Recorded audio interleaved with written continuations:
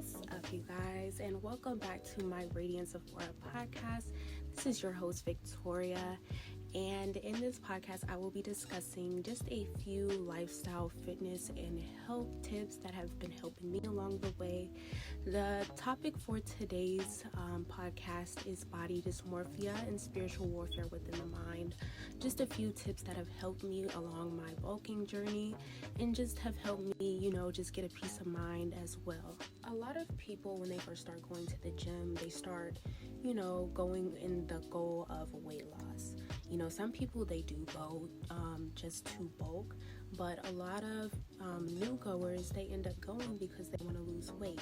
What happens once you lose the weight and you're really toned and you're not able to push past those limits and you become more of a seasoned gym goer?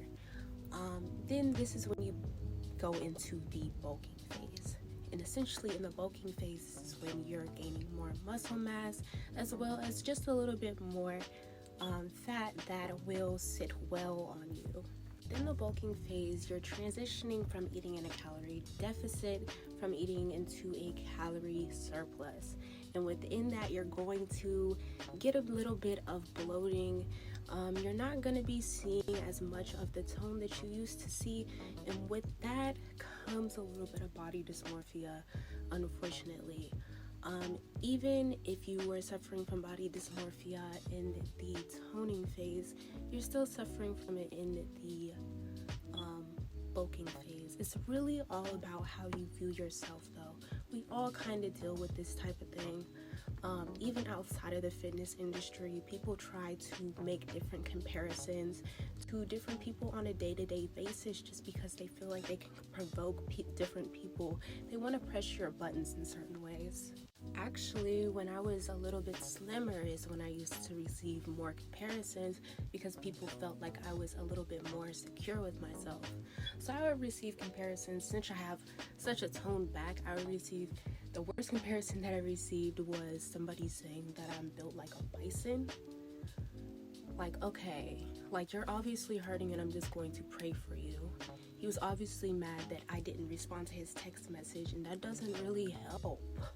So anyways, start to get more confidence within yourself, and you start to carry yourself in a different way. That's when people feel like they can judge you, especially people from your past. They feel like, oh, she's doing that for blah, blah, blah, or she's doing this for this and that. And they feel like they can make different assumptions about you, and it's just not the case. And you don't know me in that type of way anymore. So for you to come out your mouth and try to judge me is just crazy. So what you have to do with certain people like this is just, you gotta take everything with a grain of salt. Not everything is meant to harm you. Honestly, haters be having some truth to them. And nowadays, I just take haters as criticism.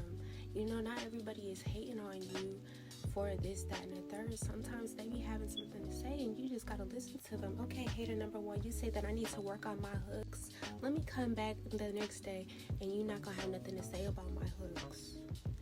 And it's just that, and it's not nothing to prove or anything like that. It's just all stuff to make yourself better.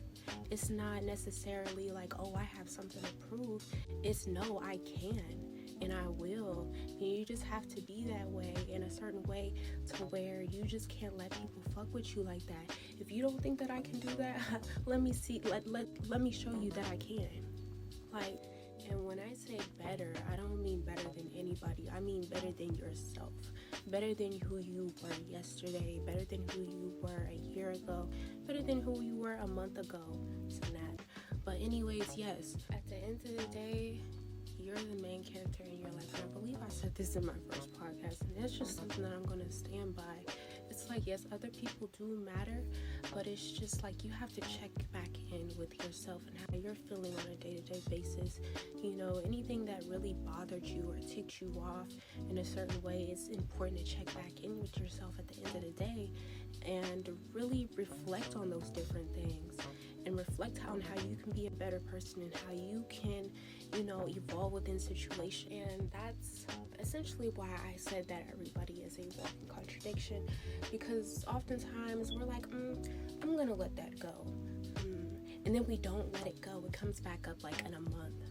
And it's like, why the fuck is this coming back up when I already let it go? And it's because you didn't really reflect on it, and you didn't separate how you felt about the situation based on how the other person in the party felt about the situation. You know what I'm saying? Saying all of this because it all kind of goes back into body dysmorphia.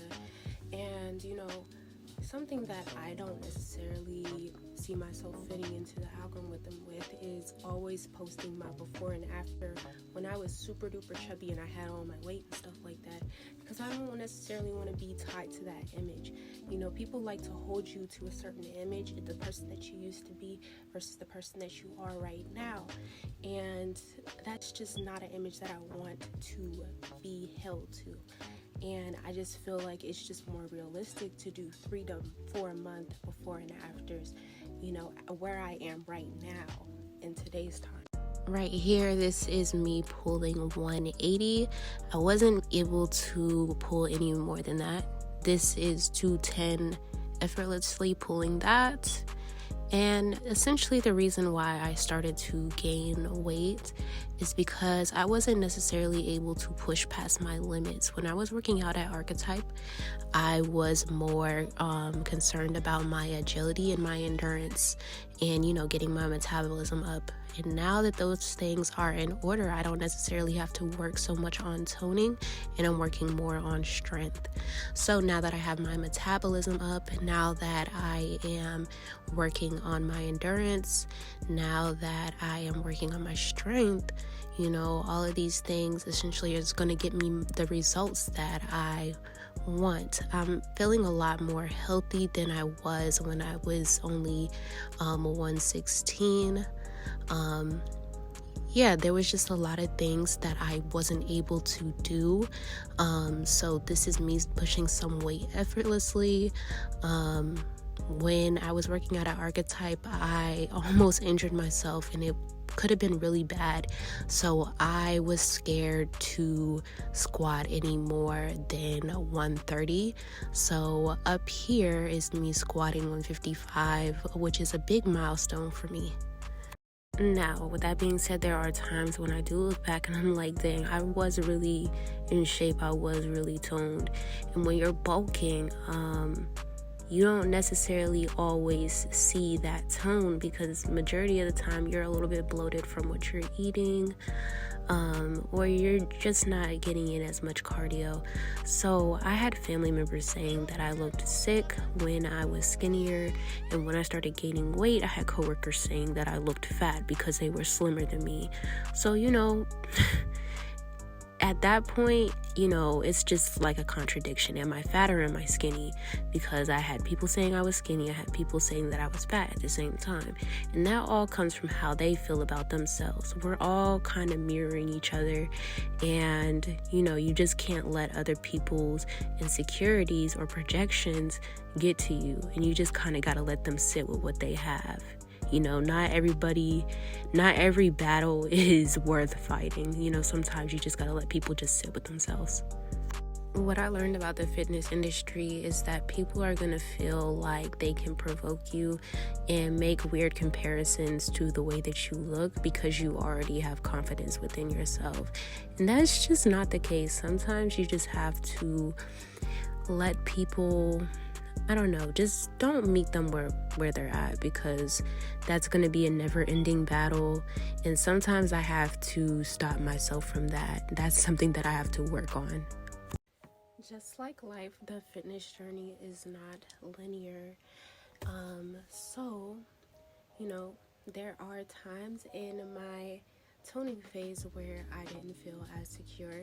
There's times in my bulking phase where I didn't feel so secure. You know, just in life overall, there's going to be times where you don't necessarily feel secure, and it's up to you, and it's definitely your responsibility to check back in with yourself and reflect on these different things, and to really become your best ally within these different things. So when people try to provoke you, or when people try to criticize you, you don't always see it as a personal attack. You see it as, let me look at a different way that I can improve. And now that I have gained my 10 pounds that I wanted to hit, I am now going into a lean bulk phase, and I'm saying this for the people that may be going into the same phase. So basically within this phase, I'm just going to be detoxing a little bit and toning up a bit and doing some maintenance work. So my gym routine is going to change a little bit. I'm going to be doing a little bit more cardio, and yeah, it's going to be a fun. So that being said, in both phases I had my ups and downs, but I still showed up for myself. I still checked in with myself, and I still radiated the confidence that I have from within, even on days when I didn't necessarily feel my best. And that is really what's going to help you within your fitness journey, is really just having that me versus me being better than how I was a month ago type of mentality and mindset. So yes, thank you for tuning into my podcast, and I'll see you in the next one.